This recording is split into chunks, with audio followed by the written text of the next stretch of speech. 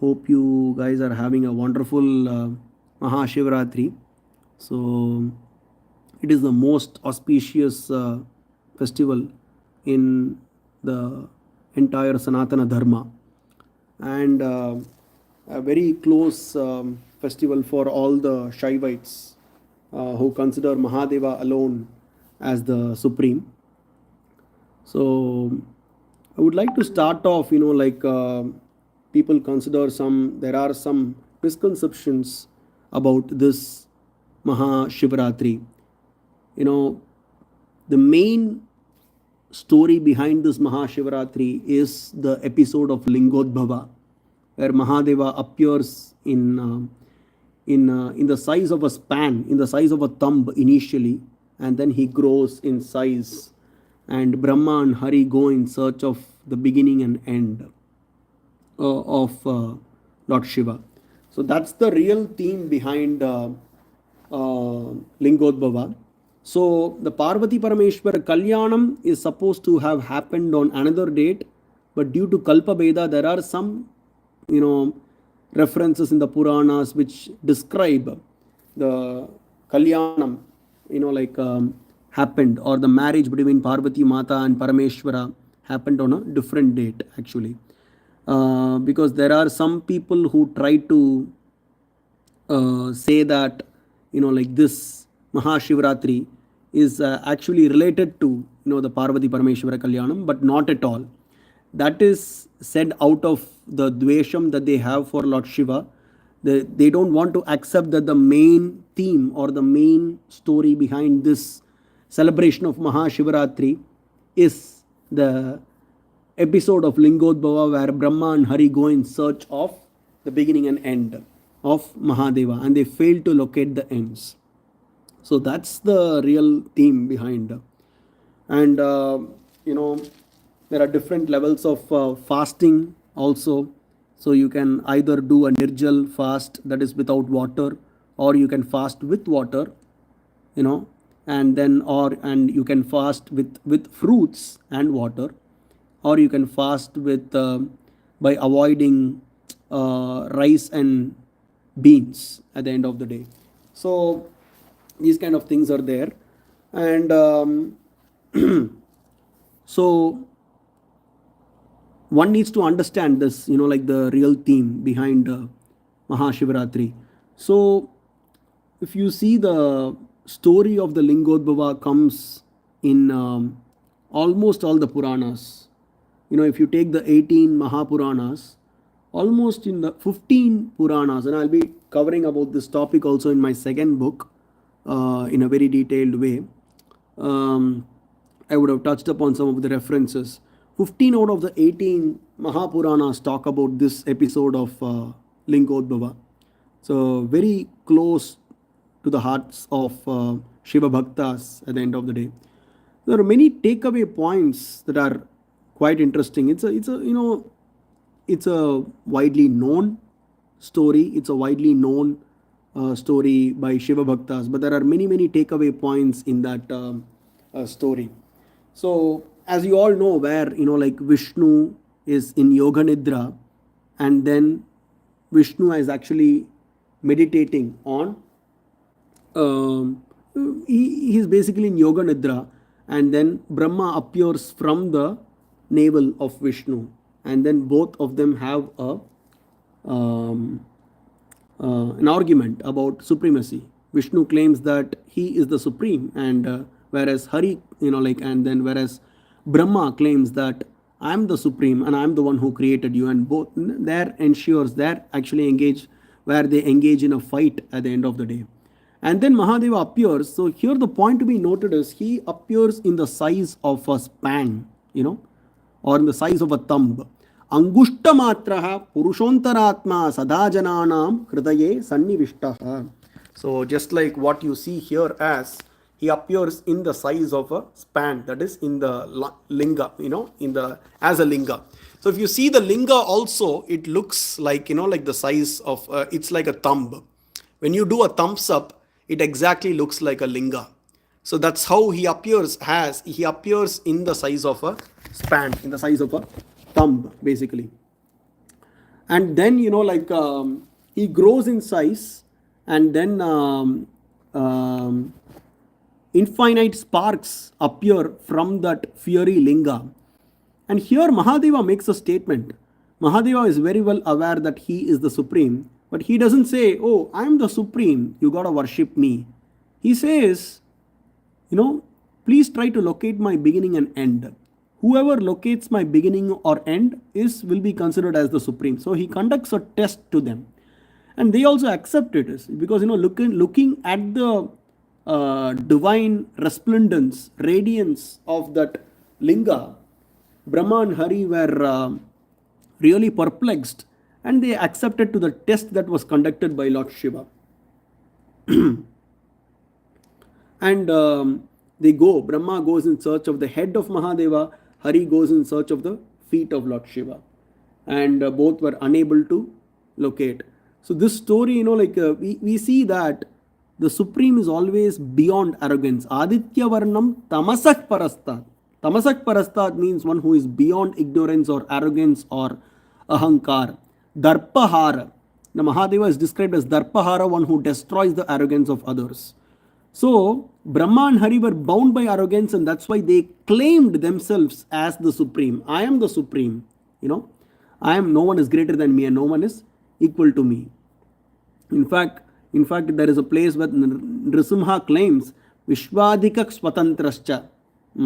Karta Harta Kileshwaraha. I am the Supreme, and everything appeared from me, and there is nothing that is equal to me, or there is nothing that is greater than me. And then Veerabhadra will teach him a good lesson. So this story also comes in the Linga Purana and almost all the Puranas. So both of them, they were bound by arrogance. But Mahadeva just appeared. He did not claim that, "Oh, I am the Supreme, you got to worship me." He proves that he is the ultimate. There is no one equal to him. Yasmat param na param asti kinchit. He proves that he is the ultimate, and there is no one greater than him, and there is no one equal to him. And then both of them accept and finally surrender to Lord Shiva. And there are places where actually Brahma fails to accept, and then he is cursed by Lord Shiva, right? And then Vishnu is blessed by Mahadeva. So, and also this is the first thing that ever happens in the creation. The first ever thing that happened in the creation is that episode of Lingodbhava. So this is the real theme, or the real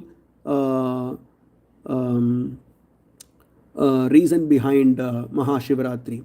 So, and there are 12 Shivaratris, if we say Masa Shivaratri, there are actually 12 in number totally. Every month there is a Shivaratri. But this the Maha Shivaratri comes during the month of February or March usually. That's even more special. So regular pujas should be performed. So there is something called a Prahara Puja. So it starts off in the evening, and then it goes on for 12 hours till the next day morning. So which is a very, very nice thing to perform, which will help us to attain nearness, samipyam towards Lord Shiva. So it is easily, the various kind of muktis like Salokya and Samipya and Sarupya are easily attainable for people who worship Lord Shiva during the Mahashivaratri. And try to engage the mind completely, because Manasa Vacha Karmana Puja Japesha Vilasa Guna Rupa Namnam Yukti Priyena Manasa Parishodhanam Yat Tat Santatam Mananam Ishwar Drishti Labhyam. Tat Santatam Mananam. Even the mind should be engaged. The mind should not be thinking of some random stuff, money and towards progressing towards fame. How will I become even more famous, and how will I earn more and more money? All those things, the mind should not focus on those things, whereas the mind should completely get drenched in Shiva Bhakti and Shiva Upasana. Dhyatam vittam aharnisham niyamitah pranaihi na shambhoh padam. Very beautifully in the Vairagya Shatakam, Bhartrihari brings that point in the 6th verse of the Vairagya Shatakam. So the mind is wandering completely, thinking of various things, but it does not think of the feet of Shambhu. Dhyatam mittam aharnisham niyamitak pranaihi na shambho, na shambho padam. It doesn't think of the pada of Shambhu. That feet, that even still Brahma and Hari are searching for. So, as I said, that is the theme. That is the real theme behind Lingodbhava. So, where Brahma and Hari go in search of the beginning and end of Lord Shiva. So, almost Kurma Puranam, Brahmanda Puranam, Vayu Puranam, Vamana Puranam, Varaha Puranam, Shiva, Linga, Skandha, and Matsya Puranam. Various Puranas talk about this episode. And even in Padma Purana, Narada Purana, and Bhagavata Purana, there are indirect references to this.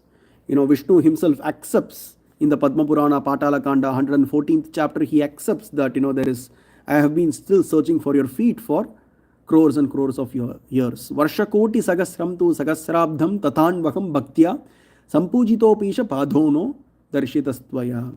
So he says, like that feet of Mahadeva is being still searched by the Vedas, the Upanishads, and the Rishis have been trying to fathom the feet of Mahadeva in their hearts for crores and crores of years. Mahayogir Hridam Boje Balam Swacham Hanumati Varshakoti Tapaskritva Varshakoti Sagasreshu Tapaskritva tu Dushkaram Tvad Rupam na Abhijanati Kutak Padam Munishwaraha Aho Bhagyam Vichitram Va Vichitram Hi Chapalova Naro Mrigaha. That is what Vishnu says. And also, the Vedas, the Upanishads, the yogis, and the Devatas, and also himself, he has been searching for the feet of Lord Shiva for crores and crores of years. So this fact is quite evident where you see that Padma Purana, Narada Purana, even the Vaishnava Puranams talk about this fact of Brahma and Hari searching for the feet of Lord Shiva.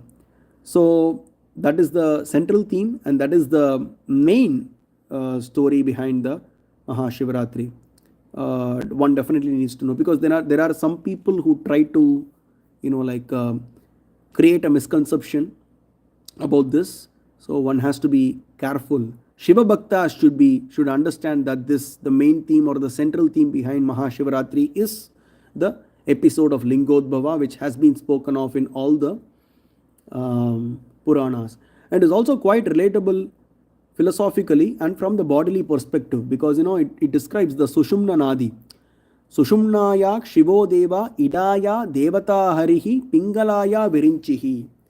The Sushumna Nadi is something that is present within the body, and to the left is Ida, and then to the right is Pingala. So which kind of relates where Mahadeva is in the center, and to the left is Hari, and to the right is Brahma. So to the left, Hari goes in search of the end or the feet of Lord Shiva, and Brahma goes in search, to the right, Brahma goes in search of the head of Mahadeva. So this stotram is again present in Sutta Samhita. So it's kind of quite relatable, not just as a story, but also it's kind of relatable to the Sushumna Nadi that is present within our body. And Chandogya Upanishad talks about the various nadis present in the body. So I had one more thing to say. Yeah, and some of the things related to the mantras that I chanted. So Rudram is a very, very the central theme of the Vedas. So it is the heart of the Veda. So every Veda contains Rudram, but the Rudram that is present in the Krishna Yajurvedam is so very special. So everywhere you see, the 9th Samam of Rudram that I recited, you can check that video where it says Ye Deva, Ye Deva Deva Antariksha Sadaha. And then it goes on. Mahadeva is the personification of earth, water, fire, air, and ether is what is spoken of there. And also he is described as that Manu, the personification of anger. Mm? And also Swarat, he is the supreme independent Lord. He is the supreme independent Lord, Swarat. That is also spoken of. And even in the Rigveda Rudram, there are interesting names like Kadrudra, Grini, which talk about the magnanimity and the refulgence and the radiance of the Supreme Lord, Maheshwara. And Rudram, like the Krishna Yajurveda Rudram is the in the center of all. So Vidyasu Shrutir Utkrishta Rudra Ekadashini Shrutau Tatra Panchaksharastattra Shiva iti Aksharadvayam is another verse from the Agamas, which talks about, like among all the knowledges, the Shruti is the Sreshta, or the Shruti, the Vedas is the supreme. In the Veda, the Ekadasha Rudram that is present in the Krishna Yajurvedam is the supreme. And within that, Tatra Panchaksharas Tatra, the Panchakshara mantram that comes, like Shamkaraya cha, Mayaskaraya cha, Namah Shivaya cha, Shivataraya cha. So the Namah Shivaya is the center of that Rudram. And within that Panchakshara mantram, Shiva is actually the central theme. So Shiva, Shiva. So just by chanting Shiva, Shiva, one will get rid of all the sins at the end of the day. So, and also apart from that, like with a focused mind. So Shravanam Kirtanam Shambhoho Mananam cha Mahattaram.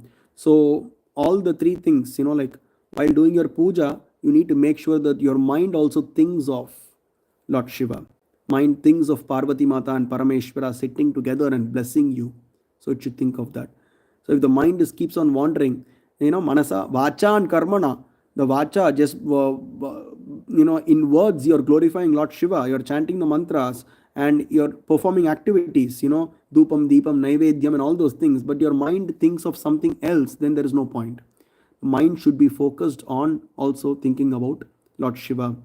You can imagine the Lingodbhava episode. Lord Shiva will come and bless you in that way. And appear where he appears as a Shuddha Spatika Sankasha form in front of Brahma and Hari and blesses them and destroys their ego. So focus of the mind is also important. And this Rudram, many acharyas have mentioned about how it belongs to the center. It is said that, like Anantavai Vedaha, the Vedas are infinite, but there is a verse that talks about 7 crore mantras, present in the Vedas. But in Kali Yuga, whatever we have is actually 20,000 mantras, 20,000 plus odd mantras are available to us in the Kali Yuga, in the Vedas. So if you take the chronological order of the Veda, it is actually Rig Veda and then Shukla Yajurveda and then Krishna Yajurveda and then Samavedam and then Atharvana Vedam. So if you take the chronological order, the one that comes in the middle is actually the Krishna Yajurveda. And within the Krishna Yajurveda is Taittiriya Samhita, is actually the middle part. And within the Taittiriya Samhita is the Chaturtha Kanda, that is the 4th canto, is the center. And within the 4th canto is the 5th chapter. The 5th chapter is in the center of the 4th canto. So that's why we say Chaturtha Khanda Panchama Prapataka. 4th canto, 5th chapter is actually that Rudram which is present in the center of the Veda, center of Krishna Yajurvedam, center of Taittiriya Samhita, center of the 4th canto, 5th chapter of Taittiriya Samhita, and also center of the Vedas ultimately. So that's how. And so in this way you get to that conclusion that, Rudram is the central theme of the Veda and the heart of the Veda. Anyone can function without a hand or a leg or even an eye, but without a heart no one can function. So that heart of the Veda is always Rudram. And within the 11 Anuvakams, the center is actually that comes in the 8th Anuvakam. We have the Namah Shivaya that comes in the center of Rudram. And within the Panchakshara Mantram, the center is actually the center of Namah Shivaya is Shiva. So try to do try to do a lot of chantings, like today, and also make sure you engage your mind and everything. Try to Shravanam Kirtanam Shambhoho Mananam Cha Mahattaram. Shravanam Kirtanam Shambhoho Mananam Veda Sammatam. So try to hear more and more about Lord Shiva. I have uploaded like many hours of lectures in my YouTube channel. I have also written a book on Lord Shiva. Try to buy that book and also try to hear more and more today about Lord Shiva. And Kirtanam, do a lot of Kirtanam, like a lot of Kirtanams that are available on YouTube also. Do a lot of Kirtanams and Mananam. Meditate on the form of Lord Shiva. That is very, very important. And may everybody have the blessings of Lord Shiva in this auspicious day of Maha Shivratri. Thank you all. Take care. Namah Shivaya.